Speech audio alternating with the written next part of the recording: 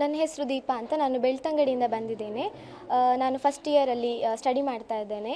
ಇಲ್ಲಿ ಆಗ್ತಿರುವಂಥ ಸಮಸ್ಯೆ ಅನ್ನೋದಕ್ಕಿಂತ ಹೆಚ್ಚಾಗಿ ಹೇಳಬೇಕಂದ್ರೆ ಸಮಸ್ಯೆಯಲ್ಲಿ ನಾವು ಕಲಿತಾ ಇದ್ದೇವೆ ಅಂತ ಹೇಳ್ಬೋದು. ಮುಖ್ಯವಾಗಿ ಯಾಕಂತ ಹೇಳಿದರೆ ಸ್ಟಾರ್ಟಿಂಗಲ್ಲಿ ಅಡ್ಮಿಷನಿಗೆ ಬಂದಾಗ ಇಲ್ಲಿ ನಮಗೆ ಕಾಲೇಜ್ ಎಲ್ಲಿದೆ ಅಂತ ಹೇಳಿ ಹುಡುಕ್ಲಿಕ್ಕೆ ನಾವು ಸಾಕಷ್ಟು ಪರದಾಡಿದ್ದೇವೆ. ಇಲ್ಲಿ ಬಂದಾಗ ಒಂದು ಹಳೆಯ ಕಟ್ಟಡದಲ್ಲಿ ಲೆಕ್ಚರ್ಸ್ ಕೂತ್ಕೊಂಡು ಅಡ್ಮಿಷನನ್ನು ಮಾಡ್ತಾ ಇದ್ರು.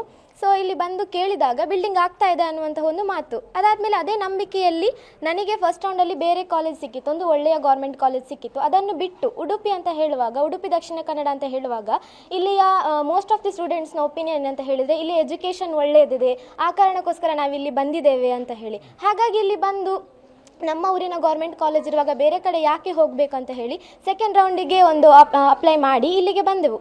ಬಂದಾದ ಮೇಲೆ ಇಲ್ಲಿಯ ಪರಿಸ್ಥಿತಿ ನೋಡಿದಾದ ಮೇಲೆ ಯಾಕಾದರೂ ಬಂದೆವು ಅನ್ನುವಂತಹ ಮಾತು ಹೇಳಬೇಕಾದಂತಹ ಸಿಚುವೇಶನ್ಗೆ ನಾವು ಬಂದಿದ್ದೇವೆ. ಇಲ್ಲೀಗ ಕಾಲೇಜ್ ನಡೀತಾ ಇರೋದು ಗೌರ್ಮೆಂಟಿಂದ ಅಲ್ಲ, ಬದಲಾಗಿ ಡೊನೇಟ್ ಮಾಡಿದ್ರಿಂದ ಈಗ ನಮಗೆ ಒಂದು ಕನ್ಫ್ಯೂಷನ್ ಆಗ್ತಾ ಇದೆ ಏನಂತ ಹೇಳಿದರೆ, ಇದೀಗ ಒಂದು ಗೌರ್ಮೆಂಟ್ ಕಾಲೇಜ್ ಅಥವಾ ಪ್ರೈವೇಟ್ ಕಾಲೇಜ್ ಅಂತ ಹೇಳಿ ಒಂದು ವೇಳೆ ಡೊನೇಷನಿಂದ ಬದುಕೋದಾಗಿದ್ದರೆ ಅಥವಾ ಇಲ್ಲಿ ಡೊನೇಷನಿಂದ ನಾವು ಎಜುಕೇಷನನ್ನು ಪಡ್ಕೊಳ್ಬೇಕು ಅನ್ನೋದಾಗಿದ್ದರೆ ಗೌರ್ಮೆಂಟ್ ಕಾಲೇಜನ್ನು ಹೆಸರು ಯಾಕೆ?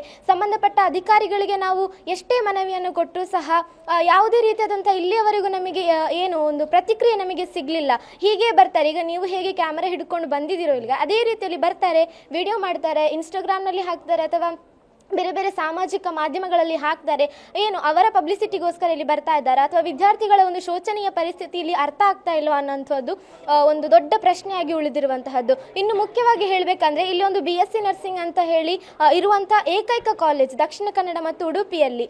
ಆರಂಭದ ಹಂತಗಳಲ್ಲಿ ಇಲ್ಲಿ ಅಷ್ಟೊಂದು ಊರಿನ ವಿದ್ಯಾರ್ಥಿಗಳಿರಲಿಲ್ಲ. ಈಗ ಇಲ್ಲಿ ಅವರಿಗೆ ಗೊತ್ತಾಗಿದೆ. ಮುಖ್ಯವಾಗಿ ಇಲ್ಲಿ ಇರುವಂತಹ ಕಾರ್ಕಳದ ಜನತೆಗೆ ಗೊತ್ತಿರಲಿಲ್ಲ ಇಲ್ಲಿ ಒಂದು ಗೌರ್ಮೆಂಟ್ ಕಾಲೇಜ್ ಅನ್ನೋದು ಇದೆ ಅನ್ನೋಂಥ, ಅಷ್ಟೊಂದು ಗೌಪ್ಯವಾಗಿ ಕಾಲೇಜ್ ನಡೀತಾ ಇದೆಯಾ ಅನ್ನುವಂಥ ಇನ್ನೊಂದು ಪ್ರಶ್ನೆ. ಮತ್ತು ಇಲ್ಲಿ ನಮಗೆ ಮುಖ್ಯವಾಗಿ ಕಟ್ಟಡ ಇಲ್ಲ, ಲ್ಯಾಬ್ ಫೆಸಿಲಿಟೀಸ್ ಇಲ್ಲ, ಲೆಕ್ಚರರ್ಸ್ ಇಲ್ಲ.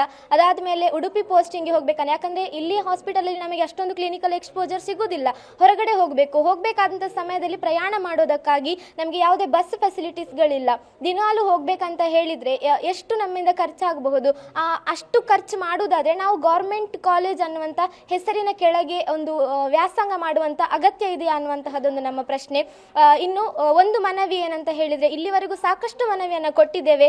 ಅನೇಕರು ಬಂದಿದ್ದಾರೆ, ನೋಡಿದ್ದಾರೆ, ಹೋಗಿದ್ದಾರೆ, ನಮ್ಮ ಪತ್ರಗಳನ್ನು ತೆಗೆದುಕೊಂಡು ಹೋಗಿದ್ದಾರೆ, ಇದೇ ರೀತಿ ವಿಡಿಯೋ ಮಾಡಿಕೊಂಡಿದ್ದಾರೆ. ಆ ವಿಡಿಯೋ ಪ್ರೂಫ್ಗಳು ನೀವು ಸಾಮಾಜಿಕ ಜಾಲತಾಣಗಳಲ್ಲಿ ನೋಡಿರಬಹುದು. ಆದರೆ ಇವತ್ತು ಈ ವಿಡಿಯೋ ಮುಖಾಂತರವಾಗಿ ಏನಾದರೂ ಒಂದು ರೆವಲ್ಯೂಷನ್ ಆಗಲಿ, ಏನಾದರೂ ಒಂದು ಚೇಂಜಸ್ ಆಗಲಿ, ವಿದ್ಯಾರ್ಥಿಗಳ ಬದುಕಿನಲ್ಲಿ ಆಟ ಆಡಬೇಡಿ ಅಂತ ಹೇಳಲಿಕ್ಕೆ ನಾನು ಇಷ್ಟಪಡ್ತೇನೆ. ಮೊದಲನೇದಾಗಿ 2022ರಲ್ಲಿ ಪ್ರಥಮ ಬ್ಯಾಚ್ ಸ್ಟಾರ್ಟ್ ಆಗಿತ್ತು. CET ಮುಖಾಂತರ ಎಕ್ಸಾಮ್ ಬರೆದು ನಾವು ರ್ಯಾಂಕಿಂಗ್ ಸಿಕ್ಕಿ ಈ ಕಾಲೇಜನ್ನು ಸೆಲೆಕ್ಟ್ ಮಾಡಿ ಬಂದಿರ್ತೇವೆ.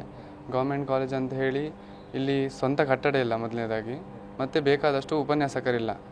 ಇಷ್ಟೆಲ್ಲ ಆದಮೇಲೆ ನಮಗೆ ಬೇಕಾದ ಲ್ಯಾಬ್ ಫೆಸಿಲಿಟಿ ಅಥವಾ ಏನೆಲ್ಲ ನರ್ಸಿಂಗ್ ಕಲೀಲಿಕ್ಕೆ ಲ್ಯಾಬ್, ನ್ಯೂಟ್ರಿಷನ್ ಲ್ಯಾಬ್ ಅಥವಾ ಫೌಂಡೇಶನ್ ಲ್ಯಾಬ್ ಅದು ಏನೆಲ್ಲ ಬೇಕು ಅದಕ್ಕೆ ಡೊನೇಷನ್ ಆಗಿ ಬಂದಿರೋ ಹಣ ಅಂದರೆ ಬೋಳಾ ಮತ್ತು MRP ಅವರು ಕೊಟ್ಟಿರೋದು. ಸರ್ಕಾರದಿಂದ ಇದಕ್ಕೆ ಯಾವುದೇ ಒಂದು ಅನುದಾನ ಬರಲಿಲ್ಲ.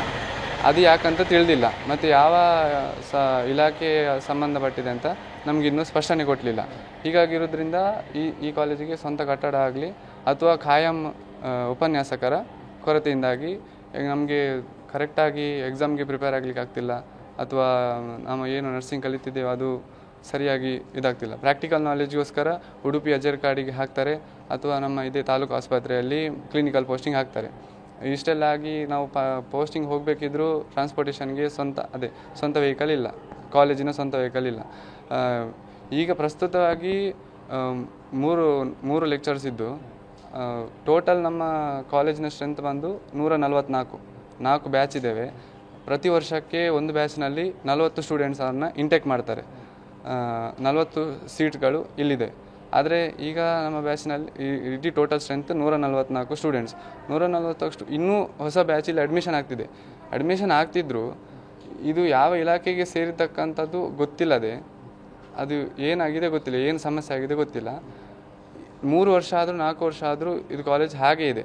ಏನು ಇಲ್ಲಿ ನಿಮಗೆ ಬೆಂಚ್ ಡೆಸ್ಕ್ ಅಥವಾ ಲ್ಯಾಬ್ಗಳಲ್ಲಿ ಮ್ಯಾನಿಕ್ವಿನ್ಸ್ ಅಥವಾ ಅದೆಲ್ಲ ಫೆಸಿಲಿಟಿ ಲ್ಯಾಬ್ ಕಂಪ್ಯೂಟರ್ ಏನೆಲ್ಲ ಕಾಣ್ತುಂಟು ಅದೆಲ್ಲ MLA ಫಂಡ್ ಮತ್ತು ಬೋಳಾ ಮತ್ತು MRP ಅವರು ಕೊಟ್ಟಿರೋ ಅನುದಾನದಿಂದ ಇದೆಲ್ಲ ನಮಗೆ ಇಷ್ಟಿದೆ. ಮತ್ತು ಇಲ್ಲಿ ಉಪನ್ಯಾಸಕರು ಅಂದರೆ 3-4 ಜನ ಅವರು ಇದ್ದಾರೆ. ಅವರೇ ಇಲ್ಲಿ ತನಕ ಅದನ್ನು ಮ್ಯಾನೇಜ್ ಮಾಡ್ತಾ ಸಪೋರ್ಟ್ ಮಾಡ್ತಾ ಹೋಗ್ತಿದ್ದಾರೆ. ಇನ್ನು ಹೀಗೆ ಆದರೆ ಅದು ನೆಕ್ಸ್ಟ್ ಅದಕ್ಕೆ ಏನು ಇನ್ನೂ ಬ್ಯಾಚ್ ಬರ್ತಾನೆ ಉಂಟು, ಅದಕ್ಕೆ ಏನಂತ ಹೇಳಿ ಸರಿಯಾದ ಅಧಿಕಾರಿಗಳು ಇದನ್ನು ಪರಿಶೀಲಿಸಿ ನಮಗೆ ಸರಿಯಾದ ಒಂದು ನ್ಯಾಯವನ್ನು ದೊರಕಿಸಿಕೊಡ್ಬೇಕಂತ ಕೇಳ್ತಿದ್ದೀನಿ. ಇಲ್ಲಿಕಂತ ಬಂದಿದ್ದು, ಆದರೆ ಇಲ್ಲಿ ಅಂದರೆ ಬಂದು ನೋಡಿದಾಗ ಕಾಲೇಜ್ ಅಂತ ಅಂದರೆ ನರ್ಸಿಂಗ್ ಕಲಿಲಿಕ್ಕೆ ಏನೇನು ಎನ್ವಿರಾನ್ಮೆಂಟ್ ಬೇಕಲ್ಲ ಅದು ಇಲ್ಲಿ ಇರಲಿಲ್ಲ. ಮತ್ತು ನಾವು ತಡೆದ್ವಿ, ಅಂದರೆ ಒಂದು ನಮಗೆ ಸಂಬಂಧಪಟ್ಟವ್ರು ಹೇಳಿದರು ಹೀಗೆ ಆಗ್ತದೆ ಮುಂದೆ, ಅಂದರೆ ಫ್ಯೂಚರಲ್ಲಿ ಆಗ್ಬೋದು ಅಂತ ಒಂದು ಹೋಪ್ ಇಟ್ಕೊಂಡು ನಾವು ಕಾಯ್ತಾ ಇದ್ವಿ. ಆದರೆ 4 ವರ್ಷ ಆದರೂ ಈಗ 5ನೇ ಬ್ಯಾಚ್ ಅಡ್ಮಿಷನ್ ಸಹ ಆಗಿದೆ, ಆದರೂ ಸಹ ಇನ್ನೂ ಆ ಹೇಳಿದಂಥ ಮಾತುಗಳಾಗಿ ಉಳಿದಿವೆ. ಇನ್ನೂ ಕೆಲವೊಂದು ಸೂಕ್ತ ಕ್ರಮಗಳನ್ನು ಕೈಗೊಂಡಿಲ್ಲ. ಮತ್ತು ನಾವು ಸಂಬಂಧಪಟ್ಟವ್ರ ಹತ್ರನೂ ಏನು ಕಾನೂನು ಪ್ರಕಾರ ಏನೇನು ಮಾಡಬೇಕು ಅದೆಲ್ಲ ಮಾಡಿದ್ದೇವೆ. ಅದೇನು ಕ್ರಮವನ್ನು ಸರಿಯಾಗಿ ಏನೂ ಉತ್ತರ ಬಂದಿಲ್ಲ ನಮಗೆ ಯಾರ ಕಡೆಯಿಂದನೂ. ಅದೇ ಸರ್, ಮೂಲಭೂತ ಸೌಕರ್ಯ ಇಲ್ಲ, ಮತ್ತು ನಮಗೆ ಸ್ವಂತವಾದಂಥ ಕಾಲೇಜ್ಗೆ ಕಟ್ಟಡ ಇಲ್ಲ, ಮತ್ತು ಫ್ಯಾಕಲ್ಟಿ ಸಹ ಇಲ್ಲ. 3-4 ಜನ ಇದ್ದಾರೆ. ಮತ್ತು ಲ್ಯಾಬ್ಸ್ ಇಲ್ಲ, ಸೂಕ್ತ ಗ್ರಂಥಾಲಯ ಇಲ್ಲ. ಡೊನೇಷನಿಂದ ಬಂದಿದೆ, ಆದರೆ ಅದನ್ನು ಇಡಲಿಕ್ಕೆ ಸರಿಯಾದ ಕಟ್ಟಡ ಇಲ್ಲ. ಮತ್ತು ಮಳೆ ಬಂದಾಗ ಭಾಳ ತೊಂದರೆ ಆಗ್ತದೆ. ಈಗ ಅಂದರೆ ಉಡುಪಿಗೆ ಡ್ಯೂಟಿ ಹಾಕಿದಾಗ ಅಂದರೆ BSc ಕ್ಲಿನಿಕಲ್ ಎಕ್ಸ್ಪೋಜರ್ ಜಾಸ್ತಿ ಇಂಪಾರ್ಟೆಂಟ್ ಅಲ್ಲ, ಹಾಕಿದಾಗ ಉಡುಪಿಗೆ ಹೋಗಬೇಕಾಗ್ತದೆ. ಅಂದರೆ ನಮ್ಮ ಸ್ವಂತ ಖರ್ಚಲ್ಲಿ ಹೋಗೋದು, ಅಂದರೆ ವಾಹನ ಅದು ಏನಿಲ್ಲ. ಮತ್ತು ಇಲ್ಲಿ INC ಇದ್ದರೆ ಅಂದರೆ ಸರ್ಟಿಫಿಕೇಷನ್ ಒಂದು ಕಾಲೇಜಿಗೆ, ಆ ಸರ್ಟಿಫಿಕೇಷನ್ ನಮ್ಮ ಕಾಲೇಜಿಗೆ ಸಿಗ್ತಿಲ್ಲ. ಯಾಕೆ ಸಿಗ್ತಿಲ್ಲ ಅಂದರೆ ಈಗ ನಾನು ಹೇಳಿದಾಗೆ ಅದೇ ಮೂಲಭೂತ ಸೌಕರ್ಯ, ಫ್ಯಾಕಲ್ಟಿ ಹೀಗೆ ಕಾರಣದಿಂದ ಅದು ಸಿಗೋದಿಲ್ಲ. ಹೌದು, ಮುಂದೆ ಎಲ್ಲಾದರೂ ವಿದೇಶಕ್ಕೆ ಹೋಗೋದಿದ್ರೆ ಅಥವಾ RRB ಏಮ್ಸ್ ಅಂತ ಪರೀಕ್ಷೆಗಳಿಗೆ ಬರೀಬೇಕಂದ್ರೆ INC ಮ್ಯಾಂಡೇಟರಿ ಇದೆ. ಆದರೆ ಅದು ಸಿಗೋವರೆಗೂ ನಾವು ಆ ಎಕ್ಸಾಮ್ಗೆ ಅಪ್ಲೈ ಸಹ ಮಾಡಲಿಕ್ಕಾಗೋದು.